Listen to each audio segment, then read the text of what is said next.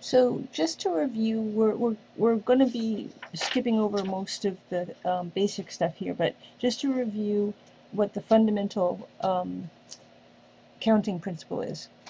So the idea of how to count how many combinations you have I like that they call it fundamental because it's pretty straightforward. If a person, for example, has, here, let me just, if a person has 5 hats, 4 coats, 3 ties, how many combinations do they have? Or can they have? Can they make? So it's pretty straightforward. It's just 5 times 4 times 3. And one way that that other people have you think about it is very helpful for the more difficult problems. So you think about this box, this box, this box.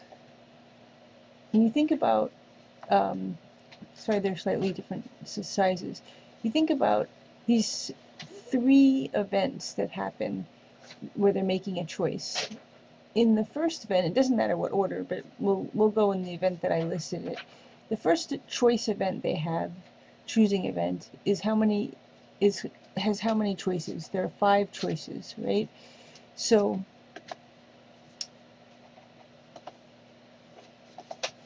they have 5 choices at this point. The next choice event, when they pick coats, they have 4 choices. 4 choice options, and when they pick their tie, they have 3 choice options. So the idea is that then you just multiply, and you get 5 times 4 is 20, times 3 is 60. 60 total options. If you were to make a tree out of this, it would make sense to you. You know, where there would be 1, 2, 3, 4, 5 to start, and then on here there'd be 4 each, and on there there'd be 3 each.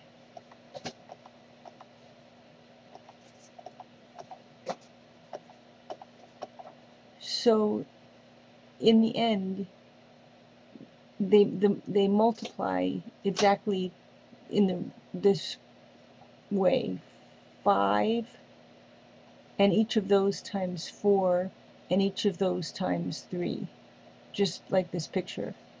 And that's the fundamental counting principle. It's basically a tree, like you might, decision tree, like you might think.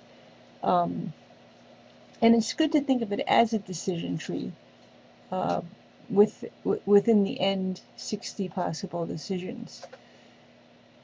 So there's other ways to write this. Well, before I talk about different ways to write it, let me just convince you of this tree thing. I said according to the fundamental counting principle, if you have 5 hats, 4 coats, and 3 ties, the number of combinations possible is 5 times 4, which is 20, times 3, which is 60, right? So if we do this as a tree, let's just look at what options you have with hat 1. You can take hat 1. From there, you have 4 coats you could choose, and for each coat, you have 3 ties you can choose. So if you look at just the options from hat 1, that's 12 options. 3, 6, 9, 12. 12 options for hat 1. And there are 5 hats, which is 12 times 5, which is 60 again. So if we use this tree method, we get the same thing. We get 60 options. But who wants to do the tree method uh, if we can just say 5 times 4 times 3, right? But it makes intuitive sense that if you have 5 in your first choice, and for each of those 5 you have 4, that means 5 times 4, and for each of those 4 you have 3, which means 4 times 3. So that's the fundamental counting principle. So that's what we start with, and we're going to move on to the next layer of complexity. So the fundamental counting principle, which we just talked about, just kind of introduces us to the idea of counting things, counting combination options. Now we're going to move on to something called permutations. Permutations are combinations of things where the order that you put them in matters.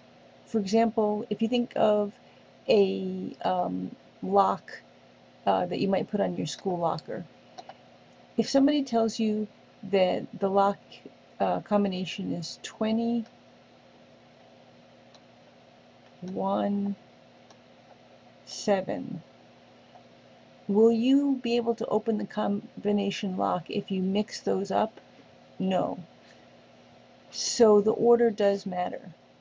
So permutations are actually arrangements. Think of it like if you had a red bottle, a blue bottle, and a green bottle. There are different ways you can arrange those. And depending on whether you put the blue bottle first or the red bottle first, if that matters, if that order matters to you, and by that I mean do you count them as different, then you're talking about a permutation now. Okay, so we're talking about permutations, things that come in a specific order, where the order that they come in matters, right? So let's start with the easy case. Here's the situation here. Let's say there are 3 girls running in a race. How many arrangements are there of how they could come in, assuming no ties, for first, second, and third place? The book calls this arranging n objects in n slots. It sounds very weird. But anyway, if you think of the first item, the first how many girls are available to come in first, 3 out of 3 are available to come in first. But once that first girl crosses the finish line, your next decision point, you only have 2 out of 2 girls that could come in second. And once that girl crosses the finish line, your next decision point, you only have 1 out of 1 girl who crosses the finish line. And then what we do, which should look kind of familiar from the fundamental counting principle, is we multiply this. 3 times 2 is 6 times 1 is 6. There are 6 possible ways that that race could turn out. So there's some interesting ways that people write this. 3 exclamation point means whatever this number is down to 1, product of consecutive integers from n, 3, down to 1. So 3 times 2 times 1, just like we did here. Another way that they write it is 3, this stands for permutation 3, which means that there were 3 girls and 3 possible slots. So 3p3. In its general form, it's NPR, like the radio station NPR. So N is the number of objects, or girls in this case, and R is the number of slots. These are the slots up here. Okay. So what happens if you don't have enough slots for all the objects? So in the book, the way they call that, the blue book, is arranging N in fewer than N slots. This is the example they give. If 7 students run in a race in which there are no ties, then the number of possible arrangements of first, second, and third place is. So it's not going to surprise you, I don't think, to find out that when the first girl, or let's say girl or boy, first girl or boy crosses the finish line, it could be any of those 7 kids. But once that one person is across the finish line, now there's only 6 possible for second place, and now there's only 5 possible for third place. And again, according to the fundamental counting principle, we just multiply those. So 7 times 6 times 5 is 210. So there's 210 possible arrangements if you have 7 kids in a race for who could come in first, second, and third, which is a lot of arrangements. And that's because order matters. We're not saying which 3 kids could come in, and it doesn't matter what order. We're saying specifically, if we'll call Joe, if Joe comes in first, it's not the same as if Joe comes in second. Okay? So there's another way that people write this, and there's a way that your calculator can calculate it for you, which I'll show you how to do. But let me show you the general idea. So N P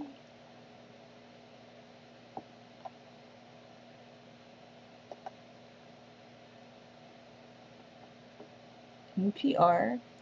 So that's how this is written in formula form. And what that means, let me use my stylus here. What that means is the number of kids total is 7. The number of possible slots, first, second, and third, is 3. So, let me get a color up here. So it would be written 7, excuse my handwriting, P3, 7P3.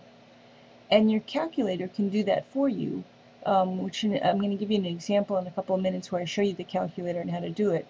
But there's also 2 simple ways to do it. One simple way to do it is just like this.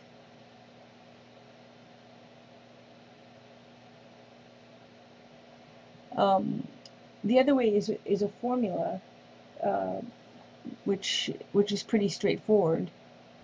So as I said, you can just do this simple method, draw some boxes. You had 7 choices, 6 choices, 5 choices, you get 210. That's the simplest way. The other way is you can plug this into your calculator, and I'm actually not going to show you how to do that in this film. I'm just going to tell you that it's explained in the blue book on page 413. On page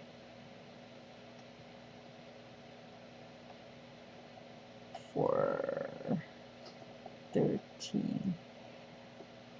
Okay, so the other way is to do it using a formula. Remember, n is the number of items, in this case kids, so that would be 7.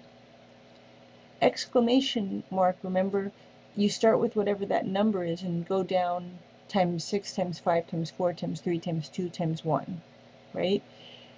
Divided by the number of, in this case, kids you have, minus the number of slots you have, exclamation point.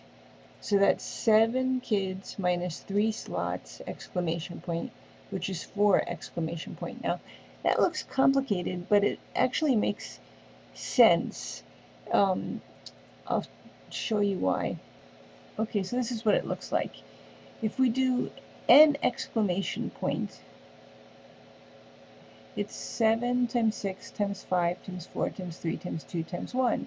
And then you divide that by the total number minus the number of slots. Well, if you think about it, if you take the total number of kids and subtract the slots, what you're left with is the extra kids, right? The kids that won't fit into a slot. And why would you divide by that? It's because those are not really options. So we are basically factoring them out. So you can see that the extras are then factored out. Should have used a different color for that.